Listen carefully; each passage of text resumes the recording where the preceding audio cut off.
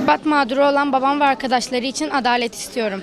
Bütün bir çocukluğumuz babasız geçti. Hiçbir suçu olmamasına rağmen yıllarca cezaevinde kaldı.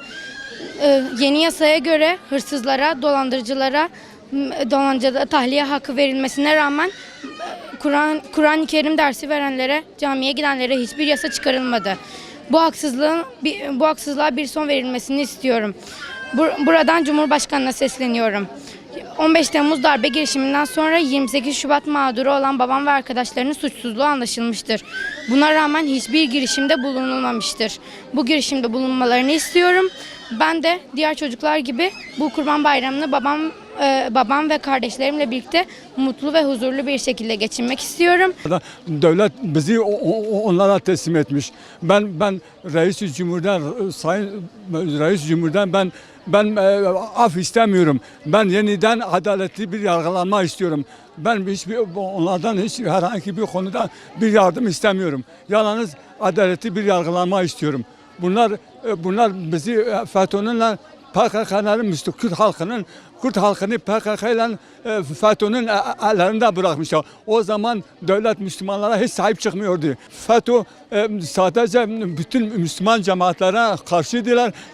Kendi cemaati dışında bütün Kürtlerdeki bütün cemaatleri yok etmeye çalışıyordular. Şu anda benim çocuğuma ceza veren şu anda FETÖ'den içeridedir. Bunlar Allah hakkımızı almış, hepsi içeridedir. Ben sadece hiçbir şey istemiyorum. Reis Cumhur'dan, Sayın Reis Cumhur'dan en çok da onu sevdiğimiz halde ben bu çocukların Müslüman cemaatlerin yeniden yargılanmasını istiyorum. Bu komplolar hepsi onlar bize yapmışlar. Devlet bize o zaman sahip Müslümanlara, Kürt Müslümanlara hiç sahip çıkmamıştı. Bizi onların eline vermiştiler. Onun için biz halen de ayaktayız. Buna da şükrediyoruz. Cenab-ı Allah hakkımızı alacak.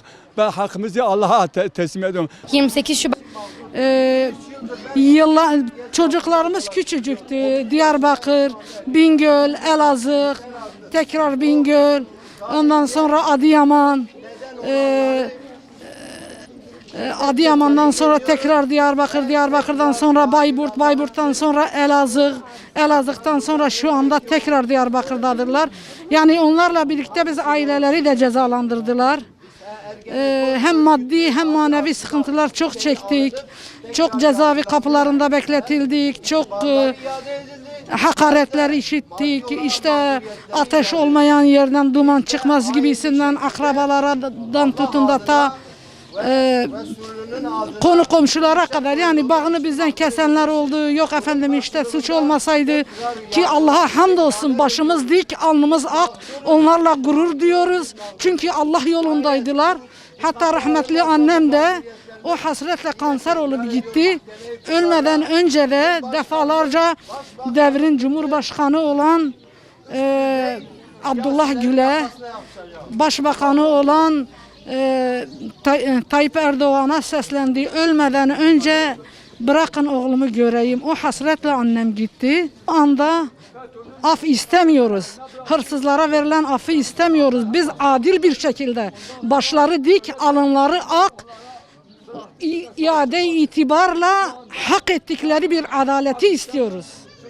Biz o adaleti istiyoruz. Yargılansınlar. Dosyalarına bakılsın. Yani bunca yıl boşu boşuna onları da bizleri ve aileleri de cezalandırmasınlar. Zaten yeterince biz cezalandık. Babam o hasretle öldü. Annem o hasretle, bari biz kardeşimizi ölmeden görelim. FETÖ mağdurlarından biriyiz. Eşime veren hakimler, savcılar şu an gözaltında. Onlar da aynı bu şekilde yargılanıyorlar. Biz onlara verilen cezayı kabul etmiyoruz. Onlara ceza verilen hakimler, savcılar şu an gözaltında. Biz yeniden yargılanmak istiyoruz. Af da istemiyoruz. Sadece adil bir yargılanma istiyoruz. Eşim bir ay boyunca gözaltında kaldı. Çok işkencelerden geçti. Yani çok büyük zulme uğradık. Hala da çekiyoruz. Sürgünler yaşadık çocuklarımızla beraber. Eşim 4-5 yıl Bayburt Karadeniz bölgesinde kaldı. Çok zorluklar çektik gidip gelmekle beraber. Yani onlara verilen ceza bize de verilmiş ceza olarak kabul ediyoruz. Adil bir yargılanma istiyoruz. Buradan Cumhurbaşkanımıza sesleniyoruz. Bizi de görsünler. Bizi görmemezlikten gelmesinler bu saatten sonra. Babam 17 yıldır cezaevinde. Yani küçüklüğüm cezaevi yollarında geçti. Ben cezaevi önlerinde büyüdüm. Ve şu an küçük bir kız kardeşim de var. Onun da bu aynı çileyi çekmesini istemiyorum. Babam FETÖ mağdurdur kendisi. Şu an babama yani işkence yaptıranlar kendileri de cezaevinde. Cumhurbaşkanı'na sesleniyoruz buradan. Yani bize de adalet, bize de bayram gelsin istiyoruz. Bu küçük kardeşimin de benim gibi yaşamasını istemiyorum. Yani ben çok küçük yaştan bu çileyi çektim. Biz cezaevi yollarında gidip gelerek çok çile çektik biz.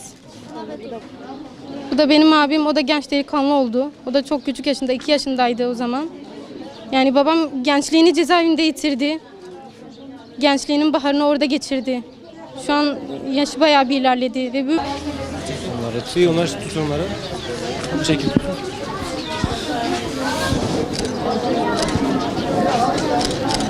Allah Allah emindir daya. Bağışçı rahmeti ne di? Torunu yuvayak bu torun şu rahmeti ne di? Az şeker hastası mı? Tansiyon.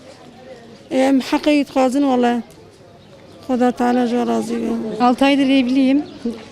Cezaevinde evlendim. Eşimin artık yargılamasını istiyorum. Yeniden bir dosyalarına göz geçirmesini istiyoruz. Onu hakimler, savcılar hepsi FETÖ'nün savcılarıdır. Artık yargılamasını istiyoruz.